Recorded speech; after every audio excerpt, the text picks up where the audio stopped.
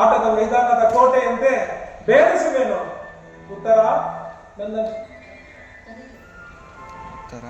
ಉತ್ತರ ನನ್ನನ್ನು ನಗುನಗುತ್ತಾ ಕಳಿಸಿಕೊಡುವೆಯಾ ಅಮ್ಮ? ನೋವೇನೆಂದರೆ ಈ ನನ್ನ ಮುದ್ದು ಮಲ್ಲಿಗೆಯನ್ನು ನಿಮ್ಮ ಕೈಯಲ್ಲಿ ಹಿಡಿದು ಯುದ್ಧದಲ್ಲಿ ನಾನೊಂದು ವೇಳೆ ಮಾಡಿದರೆ ನುಡಿಯಬೇಡ ಕುಮಾರ.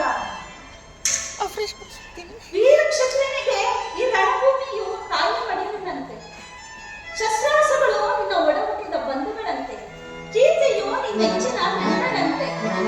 ಅಂಜೆ ನಿರಾಶನಾಗಬೇಡ, ಜಯಶಾಲಿಯಾಗಿ ಧನ್ಯನಾದ ತಾಯಿ ಮಾತೃದೇವ